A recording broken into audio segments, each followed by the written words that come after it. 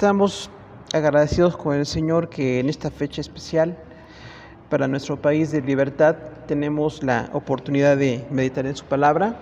Y bueno, estamos ya en la hora 9 de nuestro material Pentateuco. Tenemos hoy el pacto de Dios con Israel, el pacto de Sinaí. Tenemos la descripción, los 10 mandamientos, terror en el pueblo, leyes sobre los esclavos, leyes sobre actos de violencia, amos y dueños, restitución, leyes humanitarias, fiestas anuales, el ángel de Jehová, Moisés y los ancianos. Los dos temas principales: el pacto quebrantado con el becerro de oro y después el pacto renovado, cuando Dios permitió que Israel siguiera recuperando ese pacto. Tenemos que hablar entonces del pacto quebrantado. Tenemos ahí la descripción del pacto. Estamos en Éxodo 19, del 1 al 25. Israel en Sinaí. A los 3 meses de la salida de Egipto llegaron al Sinaí. Jehová llamó a Moisés desde el monte e hizo un pacto con ellos. Moisés refirió las palabras de Dios a los ancianos. El pueblo debía santificarse, tener total reverencia, esto es santidad. El Sinaí humeaba y sonaba una bocina.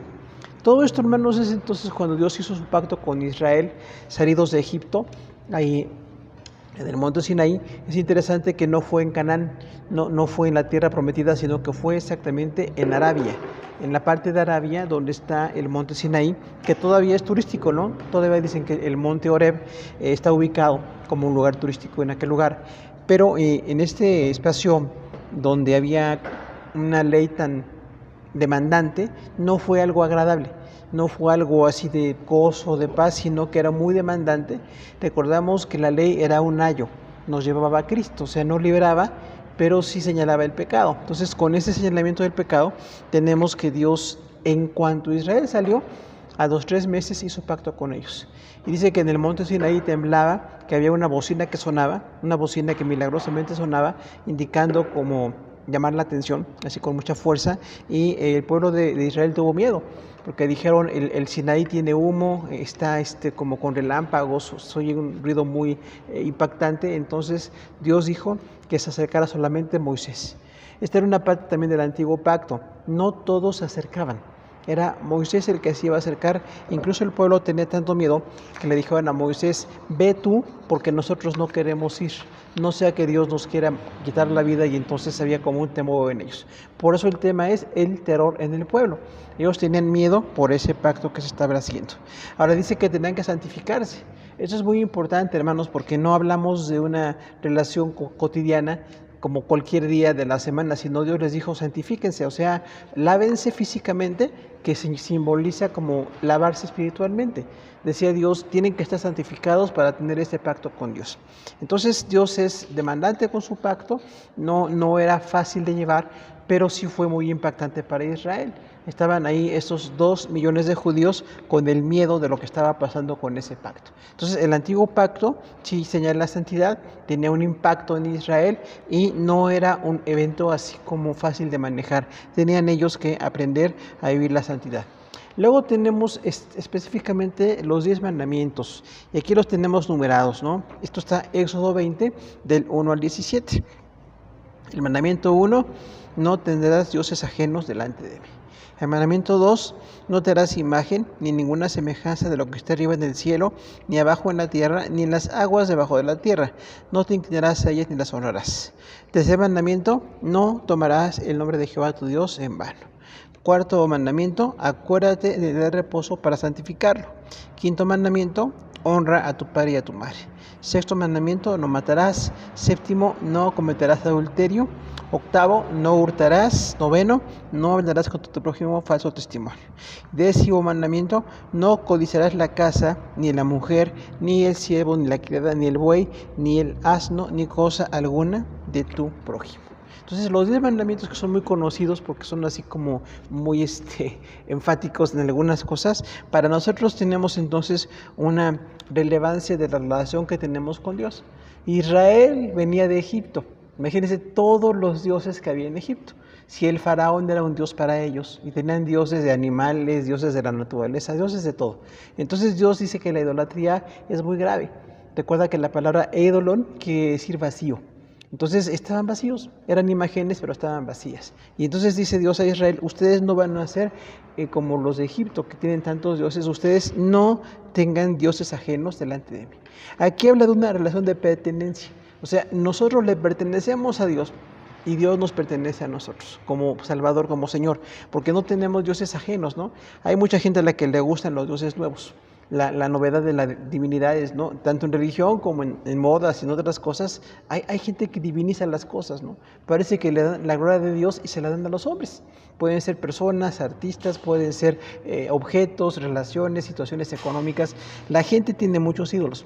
Y dice aquí claramente, Dios, no tendrás dioses ajenos delante de mí. O sea, hay una relación de exclusividad con el Señor. Y el segundo mandamiento, no te hagas imagen de ninguna de ellas. Porque entonces la imagen sustituye a la presencia, ¿no? Hay mucha gente que requiere imagen. Los que venimos de un concepto así como idólatra, siempre decimos ante qué imagen estoy. O hay imágenes muy bonitas, o muy veneradas, o muy milagrosas, y le dan la gloria a la imagen. Y no es la imagen, es Dios el que merece la gloria. De hecho, cuando hay sanidades y bendiciones en la gente, pues no es el ídolo, es Dios quien sana y quien bendice. Pero la gente, en vez de darle gracias a Dios, le da gracias a sus ídolos. Entonces tenemos ahí una situación de mucha necedad, ¿no? Y entonces no tengo por qué hacerme ningún tipo de imagen. De hecho, los cristianos no tenemos imágenes. Tenemos una relación cotidiana con la palabra. Leemos la palabra, oramos, vemos lo que Dios dice, escuchamos la palabra, pero no necesitamos ninguna imagen. En cuanto a lo espiritual, ¿no? No tenemos ninguna imagen. Pero la gente en sus religiones, muchos tienen ídolos. Y siempre los ídolos son conocidos o son reconocidos, ¿no? Ahora, cuando dice, no tomarás el nombre de Jehová tu Dios en vano, esto es no usar el nombre de Dios para cosas cotidianas. ¿Cuánta gente dice, te lo juro? Y te lo juro por Diosito lindo, ¿no? Decimos aquí los mexicanos. O sea, no tengo que jurar. O digo sí o digo no. Tengo que decir la verdad, pero eso de tener que jurar habla de que no creen en la persona, no creen que pueda decir la verdad, entonces hay una necesidad de juramento. Y usa el nombre de Dios para muchas cosas, ¿no? Mira, Dios para las cosas personales, Dios para el pecado, Dios para muchas situaciones, ¿no? Entonces tenemos el nombre de Dios como muy blasfemado. No sé si se han dado cuenta que usa el nombre de Dios para muchas cosas. En dichos, en objetos, en imágenes, en cosas comerciales, usan el nombre de Dios como si fuera cualquier cosa, ¿no? Entonces tenemos que recordar, no puedo usar el nombre de Dios en vano. No tengo que jurar. Si digo que sí, me tienen que creer porque digo la verdad. O si digo que no también, porque digo la verdad. Entonces es importante que no tengamos que jurar. Pero mucha gente que duda de los demás, a ver, júramelo, júramelo. Es muy mexicano, ¿no? Júramelo. O por alguien que, por tu mamá o por tu abuelita, alguien que tú quieras. Entonces ese juramento no es necesario, ¿no? Pero es tomar el nombre de Dios en vano. Porque el nombre de Dios es salvación. El nombre de Dios es bendición, la palabra que dice, ¿no? Lo que dice en su palabra, eso es lo que vemos de Dios. De hecho, cuando los cristianos hablamos de Dios es muy distinto. Hay reverencia, hay respeto, hay reconocimiento a quién es Dios. Entonces, la gente sin Dios usa el nombre de Dios para muchas cosas, incluso ofensivas. Y entonces ahí dice, no uses el nombre de Dios en vano. Cuando dice, acuérdate del día de reposo para santificarlo, es una necesidad nuestra, no de Dios. Porque muchos tenemos ahí el problema con los judíos, ¿no? Que tienen el sábado, es el sábado el día importante. Los cristianos, como Jesús resucitó en domingo, usamos el domingo, el primer día de la semana, ¿no? Pero un día por lo menos para dedicarnos a Dios. Qué importante es tener un tiempo para estar con Dios. Porque 6 días trabajamos, ¿no? 6 días estamos afanados, trabajando, cansados, pero por lo menos un día dedicarlo a Dios. Mire qué bonito estar aquí en la iglesia, ¿no? Con los hermanos en Cristo, saludarles, verles. O sea, es muy bonito saber ya este día lo dedico a Dios. Algo importante también es una fe con las cosas de Dios, porque no trabajamos como normalmente hacemos y sin embargo no nos falta nada. Dios nos bendice con este día dedicándoselo a Él. Entonces es muy importante el concepto de dedicarle a Dios este día. Hay algunos lugares donde el domingo no es muy de religión. Por ejemplo, dicen algunos que en Egipto el día de descanso es el lunes.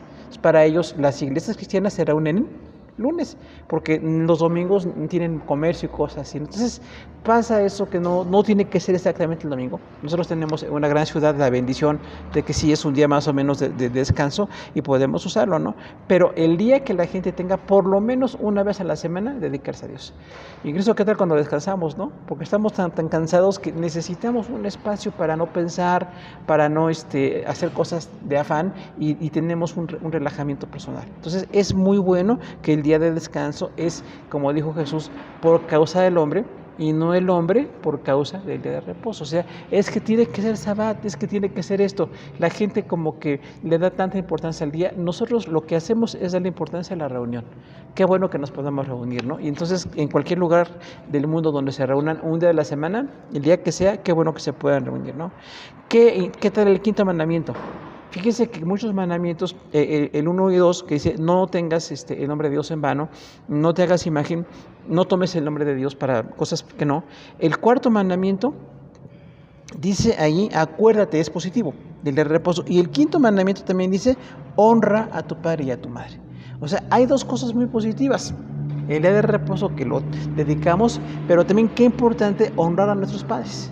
Porque muchos cuando no honramos a los padres tenemos relaciones rotas, tenemos situaciones de resentimiento, tenemos pues muchas cosas que no están bien. Nosotros tenemos que honrar a nuestros padres. Ahora, los padres no son perfectos.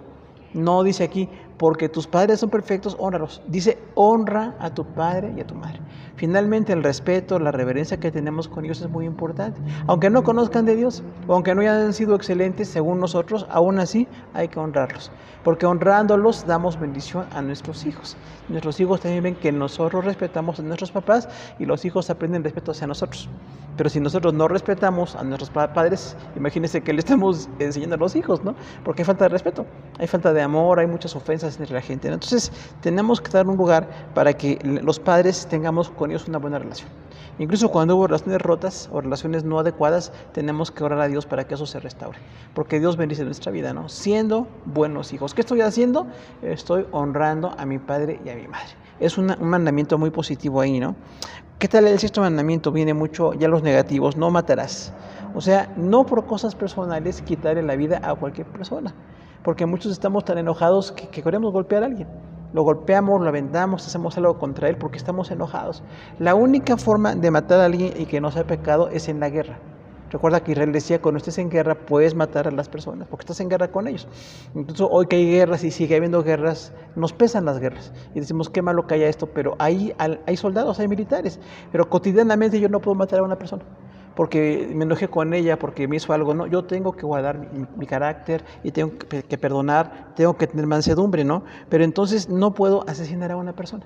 Incluso algo que es importante aquí, resolver los problemas. Porque a veces no los resolvemos.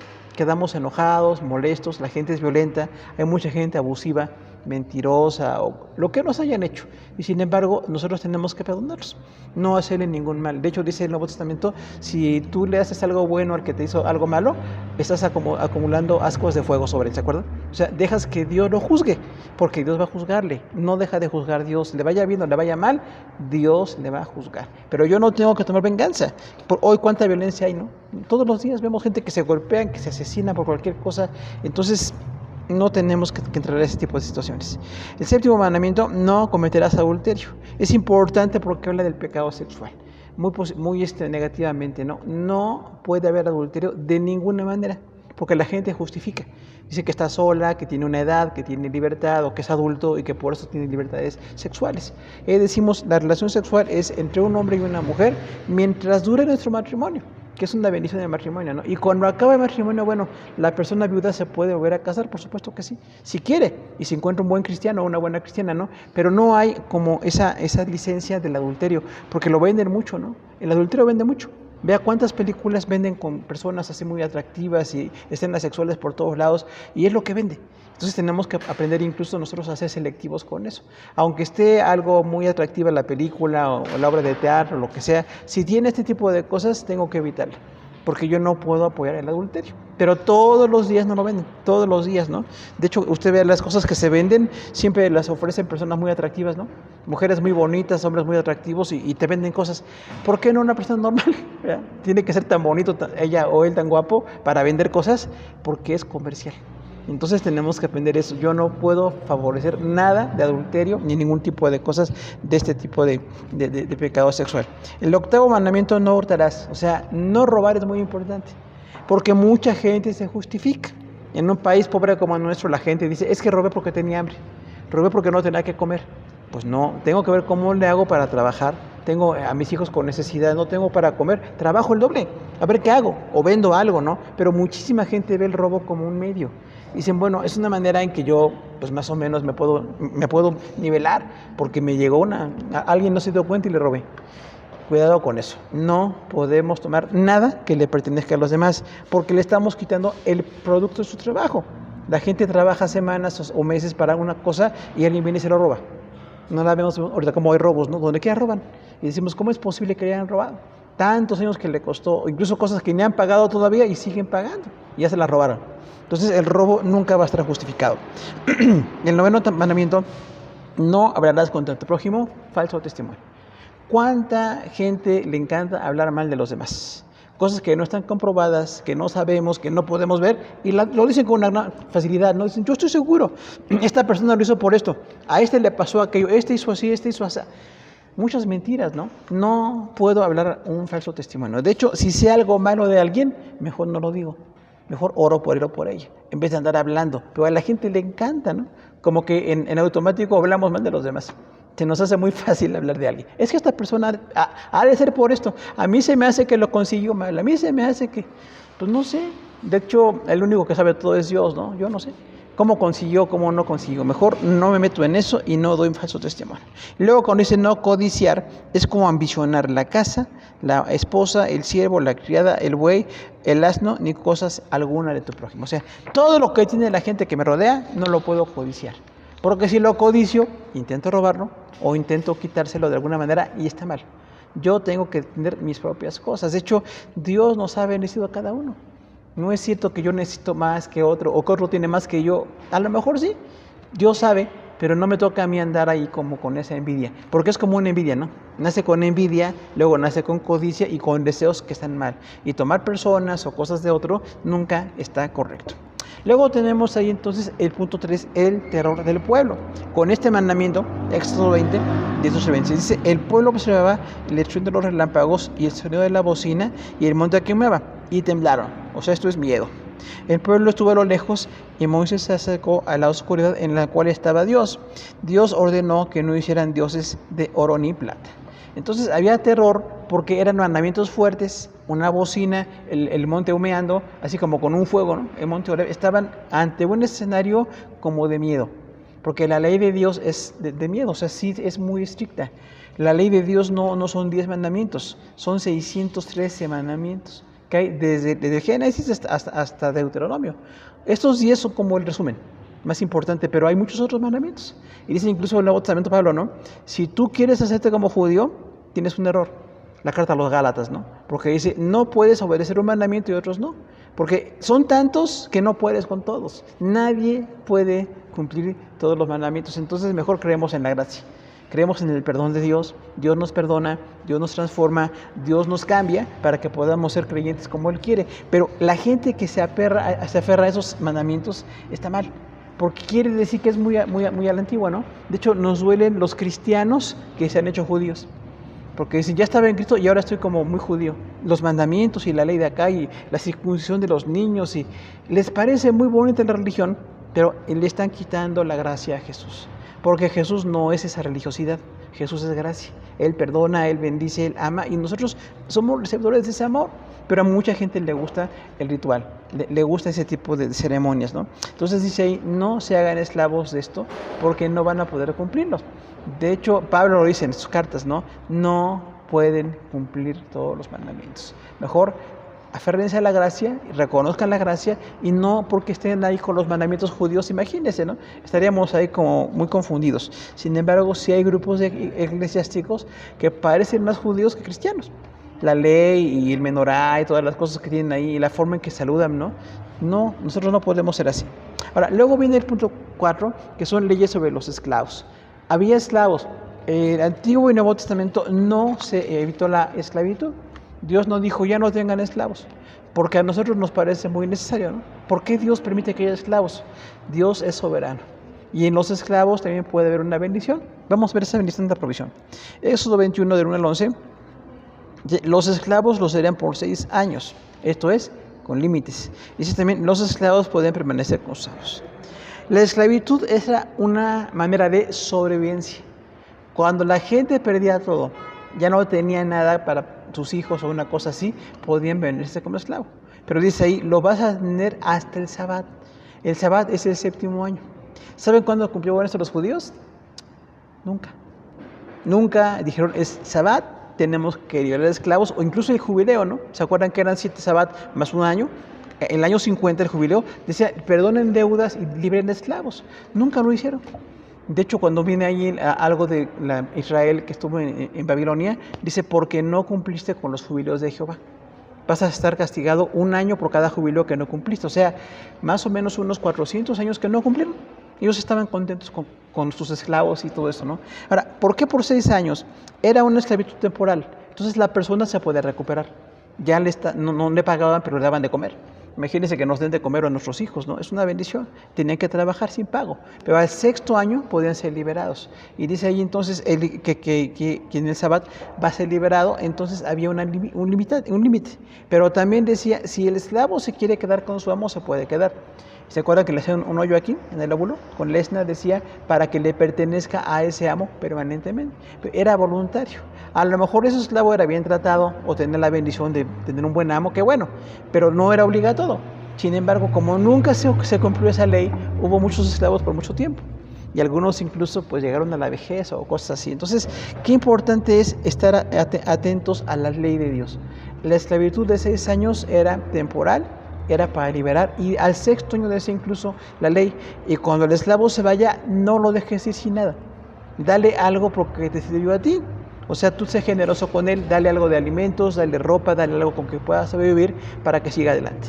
Imagínense cuántos que estuvimos en crisis económica, si nos hubieran dado así como un poquito sueldo, nos hubiera sido bendición. Digamos, no, pues 6 años trabajé casi sin pago, pero al 6º año salí libre, y al 6º año me dieron un poco de provisión. O sea, esa era la ley. Los esclavos no se prohibieron, pero sí se limitaba, de alguna manera con misericordia. Entonces la ley era como para darle vida a la gente, ¿no? Ahora, ¿cuáles son los actos de violencia? El punto 5, leyes sobre los actos de violencia. Eso 21, del 12 a 25, dice, el asesino debía morir. Había ciudades de refugio para quien matara por accidente. Esto es una provisión. El que hiciera herir a su padre o a su madre debía morir. El que maldijera a su padre o a su madre debía morir. Y quienes riñeran siempre tendrían consecuencias. O sea, la violencia siempre ha existido. Desde que Caín mató a Abel, ha habido violencia. Imagínense el homicidio, ¿no? O el fratricidio ahí. Entonces, cuando alguien mataba a una persona, tenían que matarlo. Por eso decía la ley, el que hierro mata tiene que morir también, ¿no? O ojo por ojo, diente por diente. No era venganza, era como limitar, porque a muchas personas nos hacen una cosa y nos vengamos con 2. Que me dio un golpe, yo le doy 2 golpes. O me quitó un dinero, yo le quito 2. Decía, ojo por ojo, diente por diente, era limitarlo. O sea, no puedes tomar más de lo que te quitaron. Si te robaron o te lastimaron, puedes pedir exactamente lo mismo. Entonces, decía que el asesino tenía que morir. ¿Por qué? De esta manera se evitaba que la gente matara a los demás por cualquier cosa. Decía, si me van a matar porque yo asesino a una persona, pues entonces no me conviene. Entonces era como muy limitante la ley. No puedes matar a una persona. Y el asesino tenía que morir. Y hubo casos en que sucedieron, ¿no? Los apedrearon y cosas así. Entonces decía, el asesino tenía que morir. Y también a alguien que matara por accidente tenía que ir a ciudades de refugio. ¿Se acuerda que había ciudades de refugio en el norte, en el centro y en el sur del país? ¿Para qué? Si una persona por accidente mató a alguien, no se quedaba sin consecuencias, ¿eh? No decía, es que fue accidente, si fue accidente, tienes que huir. Porque el vengador de la sangre va a venir y te va a matar. Entonces, para que no te mate, tienes que huir a la ciudad de refugio. Llegar a la ciudad de refugio, hablar con los ancianos y decirles lo que pasó, que te protejan ahí y que te resguarden. Si la persona vengadora viene y se da cuenta que fue accidente, estás en una ciudad de refugio. Era como una forma de que siempre tengamos consecuencias. Porque hay ocasiones en que decimos, es que lo hice sin querer. Sí, lo hice sin querer, pero lo hice. Al final de cuentas traje una consecuencia, lastimé o lesioné o le quité algo a alguien. Entonces decía, la persona que matara por accidente tenía que huir a esa ciudad de refugio. También decía, el que hiera a su padre o a su madre, o el que maldiga a su padre o a su madre. Era tan importante la reverencia con los papás, ¿no? Que decía, el que maldiga a su papá o a su mamá. Imagínense, decir una ofensa a su papá o a su mamá, lo puede matar. O sea, era muy fuerte la ley, ¿no? Porque es un respeto a los papás. Ya dijimos, no siempre hubo papás muy buenos, no siempre. Pero aunque no fueran tan buenos, aún así los hijos tienen que tener honra hacia sus padres. Y una cosa importante, no estarles ofendiendo. ¿Cuánta gente es muy ofensiva con los ancianos, no? Dice ofensas muy feas, les dice cosas que ya son inútiles, que no sirven, que les estorban. O sea, llegan a ser muy ofendidos los ancianos. Entonces, en nuestra cultura de jóvenes, ¿no? Los ancianos ya no valen. No valen, no sirven, no tienen, y tenemos que cambiar eso. Realmente los ancianos sí saben, y más ancianos que han estado en las cosas de Dios, pues qué bueno, que tengan alguna sabiduría por ahí. Pero dice ahí, no puedes maldecir a tus padres. Y también dice, el que riña tendrá consecuencias. O sea, eso es ojo por ojo y diente por diente. Si en la riña le quitas el ojo al otro, te lo pueden quitar a ti. Si en la riña le quitas un diente al otro, te pueden quitar un diente a ti también con un golpe, porque siempre hay consecuencias. Entonces, esa idea, que la ley del talión se llama, ¿no? Que decía ojo por diente, no era para que tuviera venganza, porque la gente lo entiende así, ¿eh? Dice, no, ahí está, ojo por diente. Es que no es venganza, es nada más para limitarlo, porque cuando me vengo, a veces me excedo y no hago un ojo, le quito 2 ojos, ¿no? Una cosa así. Entonces, cuidado con eso. Siempre habrá consecuencias, ¿no? Luego vienen responsabilidades de amos y dueños, punto 6. El que lastimara a su esclavo debía dejarlo libre. Había un precio de rescate por personas heridas por un buey. Quien abriera un pozo o cisterna donde alguna persona se accidentara tendría que dar restitución.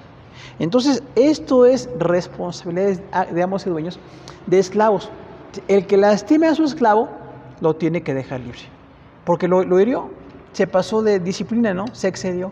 Entonces, si se excede con su esclavo, lo tiene que dejar libre. Otra vez, la esclavitud no se prohíbe, pero sí se limita. Hay algunos limitantes ahí, ¿no? Como decimos, 6 años, en el Sabbat tenían que liberarlo, que nunca lo hicieron, pero tenían ahí un límite. Y también no lastimarlo hasta dejarlo lisiado, una cosa así, ¿no? El que deje a alguien lastimado, van a lastimarlo también a él. Y tiene que dejar libre a su esclavo, ¿no? Ahora también dice, si un buey accidentalmente lastima a una persona, el dueño de ese buey tiene que pagar las heridas. Porque otra vez, ¿cuánta gente? Es que fue por accidente. Este animal se me escapó. Y luego incluso dice, si alguien ya sabía de un animal violento, resguárdelo. Porque hay animales violentos, ¿no? Muy agresivos. Entonces, resguárdenlo porque puede lastimar a alguien. ¿Qué tal la salida de hoy, no? Cuando nos mueve un perro por ahí, al niño o a la niña, imagínense nada más, ¿no? Y hay gente que no le importa. Decimos, bueno, es que lo tenés en la calle de tu perro. Pues, ¿cómo se te ocurre tener un animal bravo en la calle? Hay que limitar eso.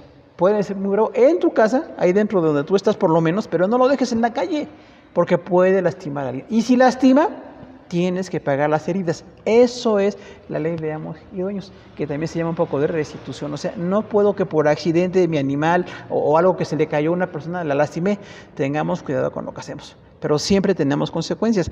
Yo creo que es muy didáctico, ¿no? Hay consecuencias en todo lo que hago. Porque si lastimé o herí o hice daño al bien de alguien, yo tengo que pagar. Porque hay algunas personas que dicen, es que como fuese por accidente, no te pago. Hazle como quieras, ¿no? Y decimos, bueno, pues qué lástima que no tengamos entendimiento de esas cosas, ¿no? Incluso el que abra un pozo y alguien se accidente, tiene que pagar las heridas. O sea, no tengas cosas donde alguien se pueda lastimar. ¿Cuántas personas tienen por ahí todas este tipo de cosas, no? A lo mejor hoy día no pozos, pero sí animales o algunas rejas así muy peligrosas, ¿no? Yo luego veo hasta algunas partes de algún vehículo que parecen armas. Los trailers traen ahí como unos picos, ¿no? Que parecen armas. Entonces, pues espérate, puede lastimar a una persona. ¿Qué tal si por accidente le cortas la pierna a alguien ahí o lo lastimas? No era la intención, pero si lo haces, ten cuidado con lo que haces. Entonces es importante esa ley de restitución. También tenemos leyes de restitución en Éxodo 22. Dice, quien robara un buey debía pagar con 5 bueyes. Eso es restituir. El ladrón debe pagar con el doble de lo que temó. El que le escondiera el fuego y dañara la propiedad de su vecino debía pagar lo quemado. Quien robara alhajas o cometiera fraude debía pagar a los afectados. Esto está en Éxodo 22. O sea, otra vez es restitución. ¿Qué tan importante es restituir o resarcirle a alguien el daño que le hice? Porque dice ahí claramente, si este buey lastimó, tú tienes que restituir. Pero también si tienes ahí alguien que se robó un animal, tiene que pagar con 5 tantos. O sea, no nada más un buey y regresarlo. Dice, si robaste un buey, te van a cobrar 5. Entonces es importantísima la ley en lo estricto para que no robemos, para que no quitemos nada de los demás, ¿no? O cuántos decían incluso que por accidente un animal se vino a tu jardín, avísale a tu vecino, porque mucha gente dice, es que llegó solito. El famoso solovino de México, ¿no? El perro que llegó solo. Lo malo es que siempre llegan de raza, ¿no? Nunca llegan chuminos ahí. Bueno, no, de no raza. Dice, ay, llegó solito. Es un perro bien caro y llegó. ¿Cómo llegó solito? ¿No? Abrí la puerta y entró. Entonces, no hagas eso. Pregunta de quién es, regrésalo, anúncialo. Ahora que incluso en redes, ¿no? Que lo anuncian ahí. Encontré un perro en tal lugar y ya los regresan. Ay, qué bueno. Pero antes, ¿no? Decíamos, bueno, es que ¿cómo le hago con esto? No lo metas a tu casa. Espera a que su dueño lo busque. No es tuyo. Como decimos la frase que dicen en Japón, ¿no? Si no es tuyo, es de alguien. Entonces es importante esto porque muchos dicen, ay, que llegó solito. Me han caído tantas cosas. A la casa me llegaron animales, me llegó dinero, me llegó. ¿Cómo que te llegó? Me echaron una maleta de dinero, ¿no? Ya la quieren de películas luego, ¿no? ¿Será Indiana Jones? ¿Hay algún hermano Indiana Jones? Una cosa así, ¿no? Ahora, las leyes humanitarias luego vienen también ahí. Punto 8. Esto es hacer bien a los demás. Dice Éxodo 22. El que engañe a una doncella debe casarse con ella o pagar la dote a su familia. El que ofreciera sacrificios a dioses falsos debe morir. Tratar sin misericordia a los extranjeros también tiene una consecuencia, y no ser usureros. Esto es la misericordia. Cuando algún hombre engañaba a una joven con la intención de casarse con ella y no se casaba con ella, ¿qué pasaba? Tenía que restituir. O se casa con ella o paga una dote. ¿A cuánta gente le ha pasado un engaño en lo sexual? ¿No? A las famosas personas que se adelantan en las cosas sexuales y tienen una consecuencia. Entonces, si un hombre engaña a una mujer, tiene que o se casa con ella o tiene que resarcir a la familia con una dote. O sea, hay una consecuencia. Es vergonzoso, es algo muy feo, pero se tiene que hacer. Sin embargo, era una ley allí desde el tiempo de los judíos, ¿no? También dice, no ofrezcan sacrificios a dioses falsos. El que ofrezca sacrificios a dioses falsos debe morir. Traten con misericordia a los extranjeros. Ahora que tenemos tantos extranjeros por todo el mundo, qué importante es hacer misericordia con ellos, ¿no? A lo mejor un poco de alimento, una ayuda, algo de ropa que les sirva, es una bendición, porque están en gran necesidad, ¿no? No digamos si está correcto o no está correcto, mi parte es ayudarle. Yo puedo ayudarle porque tiene más necesidad que yo. Y también dice no ser usureros, no cobres de más cuando prestes dinero. ¿Cuánta gente tiene la facilidad de prestar dinero y cobrar alto el interés? Si te presto tanto, pero me vas a pagar tanto, con intereses y con plazo. Es legal, pero no es moral. Porque a lo mejor la persona que tiene necesidad le puedo prestar sin tanto interés. Ahora, cuidado con eso porque el préstamo muchas veces trae problemas. El préstamo a veces lo pido sin saber si voy a tener para pagar. Mejor no pido prestado. De hecho, mi convicción personal es no pedir prestado, nunca. Porque decimos, es que a lo mejor tengo una necesidad, pero el día de mañana, ¿cómo lo pago? O incluso decirle, si me prestas, ¿cómo te voy a pagar? Porque hay quienes piden el préstamo, pero no dicen cómo van a pagar. O sea, sí, préstame, y cantidades fuertes, ¿no? ¿Cómo la pago? Cada mes, cada 2 meses, cada cuánto voy a poder pagar. Si no puedo, mejor no me meto en eso, porque tenemos ahí muchos problemas. A muchas personas también las han lesionado prestando. Incluso en la iglesia, ¿no? Nos da mucha pena, pero pasa. Me prestó tal persona, pero no le he pagado. O le presté y no me paga. Entonces, ¿qué hacemos? Platicar con ellos, que se pongan de acuerdo. Y una cosa importante, no pedir prestado es mejor, porque de alguna manera no estamos seguros de que podamos pagar. Y otra cosa, decir, no ser usurero. Si hago un préstamo, a lo mejor sin intereses, puede ser que la persona se recupere. Pero los intereses son altísimos, ¿no? Ya vemos que es legal. Entonces, intereses altísimos hace que la gente no pueda ni pagar.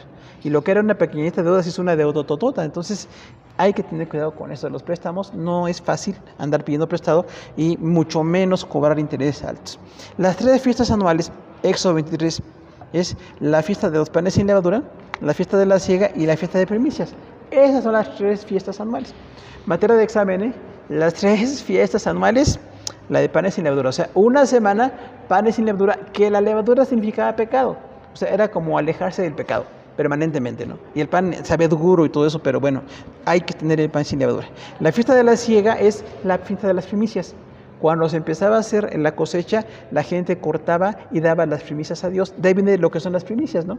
Como antes de que coseche, le estoy dando a Dios algo que me va a dar. Entonces es como una gratitud anticipada. Decir, no porque ya me dio, sino porque apenas me va a dar. Porque la cosecha duraba 2 meses. Entonces, desde el primer día cosechaban y algo para Dios. De ahí viene aquello que decimos el día de Pentecostés, ¿se acuerdan? Que son 50 días. O sea, del día 1 al día 50 de la cosecha completa, eran las primicias y venía esa fiesta de Pentecostés. Y las primicias eran pues importantes en el pueblo judío. Punto 10, el ángel de Jehová enviado para Israel a Israel. Punto 10. Esto es Éxodo 23. Dios iría delante de su pueblo prohibición de la idolatría y los obedientes tendrían salud. El ángel de Jehová es Dios mismo, porque hay alguna confusión ahí cuando dicen algunos, ¿era un ángel o es Dios? Bueno, cuando dice un ángel de Jehová es un ángel, pero cuando usa el artículo él, es Dios mismo. El ángel de Jehová habló con Gedeón, el ángel de Jehová vino con Abraham, es Dios mismo. Entonces, cuando dice el ángel de Jehová es muy importante porque en varias ocasiones del Antiguo Testamento se presenta como el ángel de Jehová. Entonces, Dios mismo estaba ahí protegiendo al pueblo, ¿no? Y dice, Dios irá delante de Israel. O sea, están a 40 años de distancia, pero Dios va a ir con ustedes. Aunque fueron infieles, no era el plan de Dios que estuvieran ahí divagando, pero decía Dios irá con ustedes. Y esto también es para nosotros. Dios va con nosotros siempre. Como decimos, no es nada más en el templo, nada más en algún lugar. Dios va conmigo siempre, donde quiera que voy, y es una grande bendición. Y también los obedientes tendrían salud. Moisés y los ancianos, el punto 11. ¿Qué pasó con Moisés y los ancianos? Dice ahí que Éxodo 24. Moisés contó las palabras de Dios al pueblo de Israel, y Dios le mostró a Moisés la gloria, Nadab, Abiú y 70 ancianos. O sea, se empezó a repartir la autoridad. Ya no nada más Moisés, porque les encantaba Moisés, ¿no? ¿A cuánto les encanta uno que haga todo? Oraba, escribía y buscaba a Dios, y Dios dijo, no nada más él, va a haber sacerdotes, la familia de Leví, y no nada más ellos, sino también 70 ancianos, y los 70 ancianos gobernaban con Moisés. Es importante compartir la autoridad, hermano, no nada más una persona que decide todo, porque a veces nos equivocamos mucho. Mejor repartimos la autoridad, por eso repartimos la predicación, repartimos la enseñanza, repartimos todo, porque de esa manera tenemos una autoridad compartida y trae una bendición, ¿no? Porque esos ancianos le ayudaban a Israel en las cosas de Dios. Ahora, después viene el pacto quebrantado. Lamentablemente, cuando Moisés estuvo allá recibiendo la ley, dice que el pueblo se desenfrenó. ¿Se acuerdan? Éxodo 32. Dice, el pueblo de Israel pensó que Moisés no regresaría. Aarón les pidió que trajeran zarcillos de oro e hizo un becerro de fundición. Dios le reveló a Moisés que el pecado estaba en el pueblo. Moisés intercedió por los judíos. Moisés quebró las tablas de la ley y destruyó el becerro de oro. Y los hijos de Leví apoyaron a Moisés. Oiga, ¿Dios se tarda en las cosas o nosotros somos desesperados? Porque Moisés estaba 40 días. O sea, no dijo, vengo mañana. Dijo, voy a recibir la ley de Dios. Y Dios le reveló los 10 mandamientos y toda su ley, y estaba ya en ayuno. Moisés estaba en ayuno. Un ayuno de 40 días, pocas personas lo aguantan, ¿no? Moisés aguantó, por la gracia de Dios, y estuvo ahí con el Señor. Israel estaban desesperados. Y incluso dijeron, oye, Aarón, Moisés está tardando mucho. Como ya no va a regresar, pensaron que se había muerto, una cosa. Dicen, mejor, levántanos un Dios nuevo. ¿Y qué hizo Aarón? Les hizo un becerro de oro. O sea, Aarón es el tipo de líder que no tiene convicción. Porque él decía, bueno, para que estén contentos, para que no me vayan a apedrear, les hago un buey. ¿Se acuerdan del buey Apis? Que era un ídolo allá de Egipto. Entonces les hizo un buey de oro. Y les dijo, tráiganme oro. Sus zarcillos, tráiganme lo que tengan de oro. Y les fundió ese becerro. Estuvo mal hacer ídolo. Ya hablamos ahí entonces de la falta de convicción. Israel no tenía convicción, porque estaban como emocionados, estaban muy egocéntricos, pero no estaban con las convicciones. Y tampoco Aarón, en vez de frenarlos y decir, vamos a estar orando a Dios, a ver qué, les hizo el becerro. Y luego que hizo el becerro, dice, y el pueblo se desenfrenó. Hubo ahí como una especie de libertinaje sexual, alcoholismo, hubo muchas cosas de excesos. Y con los excesos el pueblo cayó en pecado. Y es entonces que Dios, cuando llega a Moisés y le dice Dios a Moisés, tu pueblo está desenfrenado. E incluso están allá con Moisés y dicen como que el pueblo está en guerra. Dicen, no están en guerra, están en un desenfreno. Y entonces dice, cuando bajó Moisés, rompió las tablas de la ley, estaba muy enojado y dijo, ¿cómo están idolatría delante del Señor? Y dice, quien esté por Jehová venga conmigo. Y fueron los levitas.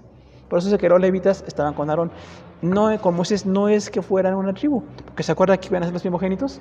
Dijo, entonces de cada familia el primer hijo va a ser sacerdote. Y se quebró eso. Ya no es el primer hijo, ahora son los levitas, porque fueron los únicos que apoyaban a Moisés en ese desenfreno y trataron de recuperar la comunión con Dios. El pacto renovado, este Éxodo 33 dice, la presencia de Dios prometida, Jehová prometió dar la victoria al pueblo judío y los confrontó con su pecado. Eso es corrección. Moisés levantó el tabernáculo lejos y ahí consultaba a Dios. El pacto renovado, Dios volvió a grabar las tablas de la ley. Solo Moisés tenía acceso para consultar a Dios. Advertencia contra la idolatría de Canaán. Las tribus de Canaán eran idólatras. Dios ordenó que los judíos no hicieran alianza con esas tribus. Debían derribar sus altares, evitar que los hijos se casaran con inconversos. Moisés y las tablas de la ley es el rostro de Moisés que resplandecía, y Moisés puso un velo en su rostro. Entonces, en esta restauración del pacto, Moisés intercedió. Algo que nos enseña mucho Moisés, orar. Porque nunca dijo, ay Señor, sí, quítate ya, a los judíos. No, Dios le decía, voy a quitar a los pueblos, a los judíos, y te levanto otro pueblo. ¿Qué dijo Moisés? No, Señor, este es tu pueblo. O sea, hay que amar al pueblo de Dios. Tanto que interesamos por ellos, ¿no? Moisés puede estar enojado, decepcionado, desilusionado de ellos, pero nunca dejó de orar. Y cuando oró por ellos, Dios dijo, bueno, como amas al pueblo, va a estar otra vez la ley, pero tienes que volverles a hablar, que se arrepientan. Y ahí viene el arrepentimiento. Nosotros podemos haber fallado, pero tenemos que arrepentirnos. Si no nos arrepentimos, no estamos correctos delante de Dios. Hasta que nos arrepentimos, podemos recuperar la comunión. Porque dice ahí que entonces el pueblo estaba pues muy consternado, estaban tristes por su pecado, pero Dios le dijo a Moisés otra vez que no venga el pueblo, ven tú a presentarte conmigo, ven tú al tabernáculo y me voy a presentar contigo. El pueblo no, porque están mal delante de Dios y no están conociendo la obra de Dios. Y ahí vemos una frase muy importante, porque dice que Moisés conoció los caminos de Dios e Israel conoció sus obras. No es lo mismo. O sea, Israel conoció las obras, los milagros. Los milagros son bonitos. Pero los caminos es conocer a Dios a fondo. Y quien conoció a Dios a fondo fue Moisés. Conocía los caminos de Dios, no nada más la obra, el milagro en el Mar Rojo o las 10 plagas, sino conocer a Dios en la manera de vivir todos los días. Esto es conocer el camino de Dios. O sea, vivimos en el camino de Dios. No es nada más el milagro, la bendición, sino lo que Dios quiere que haga. Y a veces los caminos no son tan atractivos, porque parece que nos aburrimos, ¿no? Decimos como que hoy no hubo milagros, hoy no sentí muy bonito, hoy no vi. A lo mejor sí, a lo mejor no. Pero sienta algo o no, de todos modos tengo convicción de las cosas de Dios. Vea algo bonito o desagradable, aún así tengo que ver el camino de Dios. Esa es la parte positiva de Moisés, que se enfocó en los caminos de Dios. Y les advierte Dios contra la idolatría de los cananeos. Todos los cananeos tenían ídolos. La famosa diosa mujer, ¿no? Astarot o Astarte, de donde vienen todas las diosas femeninas en el mundo, era una divinidad femenina que adoraban mucho los cananeos. Y los judíos también la adoraron. Y Baal, que Baal quiere decir Señor, había muchos Baales. Baal del campo, Baal de la guerra, Baal de muchas cosas. Entonces los Baales eran muchos. Otra vez, ídolos. ¿Cuántos ídolos hay hoy en la India, por ejemplo? ¿No? ¿Sabe que hay más ídolos, más dioses que personas? Porque cada persona tiene sus dioses, personal, familiar o de lo que les gusta, y entonces hay muchos dioses. Tanta idolatría es algo escandaloso. Por eso dice Dios a Israel, tengan cuidado con la idolatría. Si hay ídolos, no estoy allí. Y estoy allí, no tiene que haber ídolos. Por eso decimos, en necesidad o en abundancia o como esté, tengo que estar en comunión con Dios. Pues terminamos la hora, hermanos. Muchas gracias por su atención a todos. Dios les siga bendiciendo. Gracias.